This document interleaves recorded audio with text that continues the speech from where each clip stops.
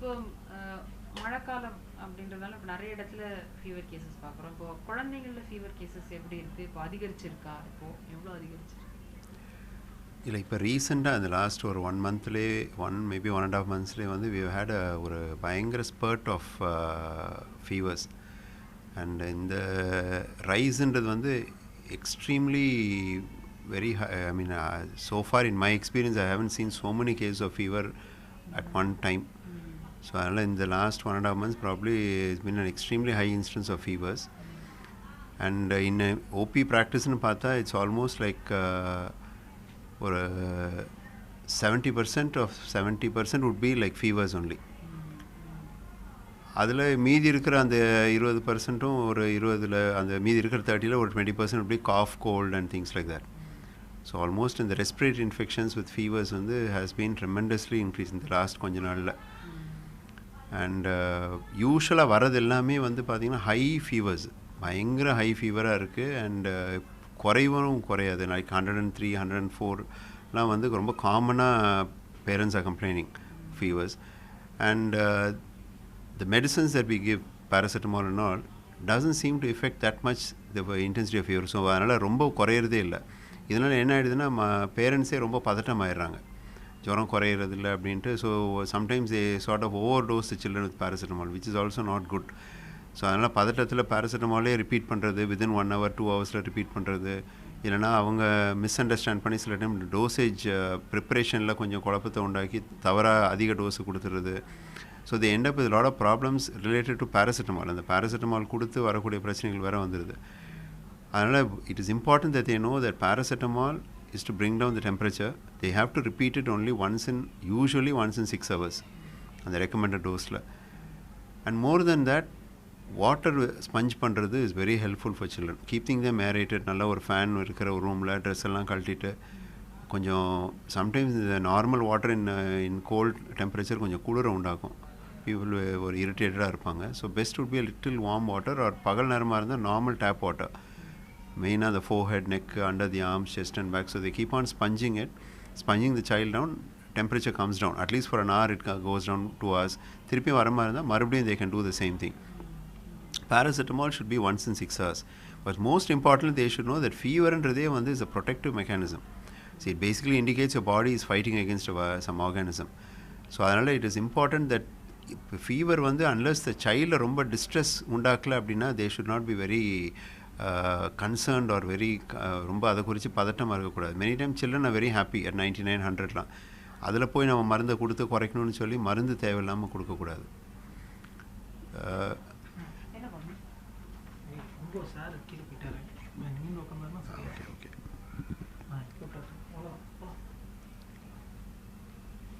ஒரு நிமிஷம் நான் just get my okay.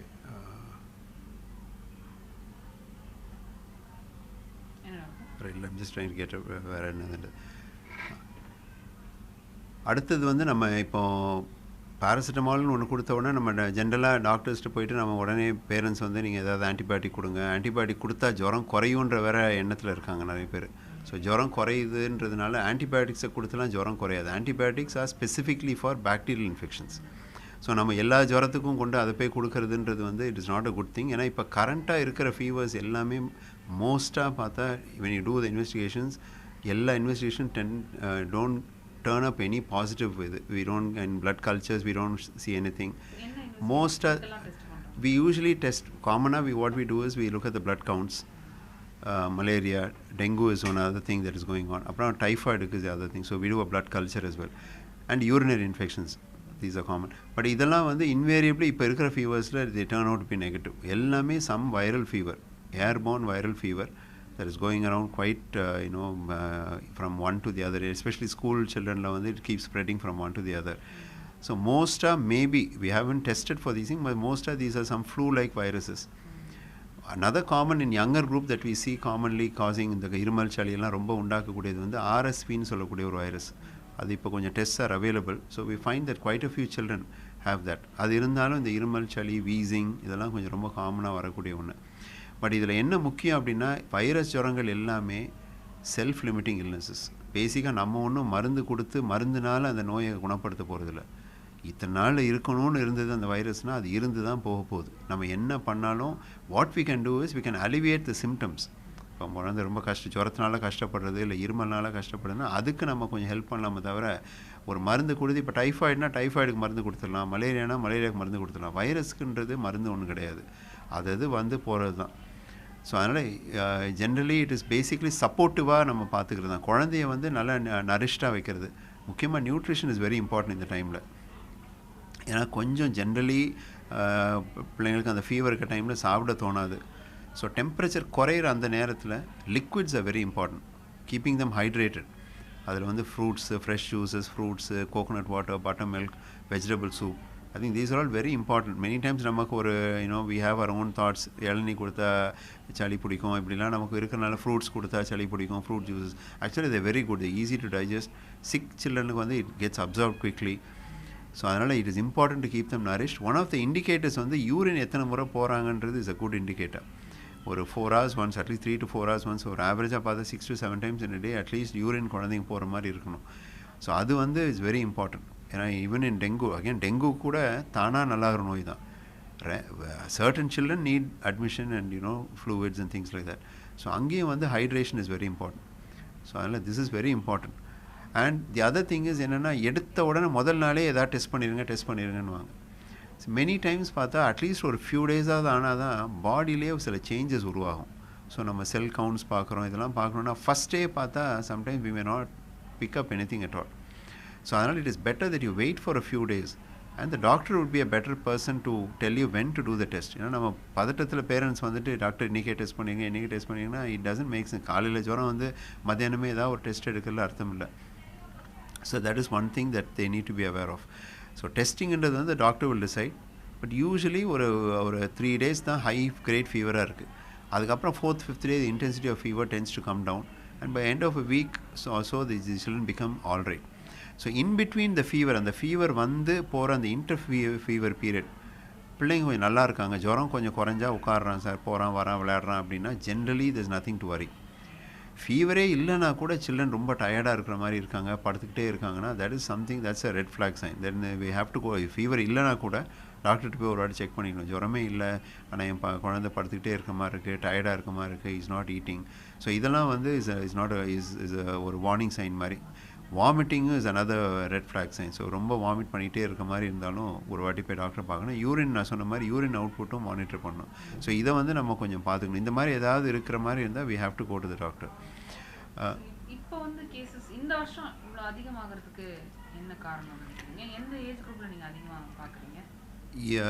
அதிகமாகிறதுக்கு இந்த வருஷத்தில் காரணம்னு பார்த்தா at the moment we don't have any data, we haven't done any studies as to why there's a spurt of this, or I have not come across any data to say these viruses are prevalent at the moment. But என்னென்னா, கடந்த ஒரு கிட்டத்தட்ட ஒரு 2.5 years-ஆகவே children all of us have been inside the house. So இன்டராக்ஷன்றது ரொம்ப கம்மியாயிருச்சு. See, normally environmentல there are a lot of organisms, viruses and things like that. டிசீஸே ப்ரொடியூஸ் பண்ணலனா கூட நம்ம இம்யூன் சிஸ்டமை ஸ்டிமுலேட் பண்ணிகிட்டே இருக்கும். So our immune system is generally primed, ready to react and to act. இப்போ இவ்வளோ நாளாக நம்ம உள்ளே இருந்தனால it's possible that our immune system has become a little dormant. So புதுசாக வெளியே வந்த உடனே even the slightest infection children are picking up. And நார்மலியே ஃபர்ஸ்ட் இயர் இந்த கிண்டர் கார்டன் கிளாஸ் போகும்போது all that kindergarten class children பார்த்தீங்கன்னா they'll be falling ill often.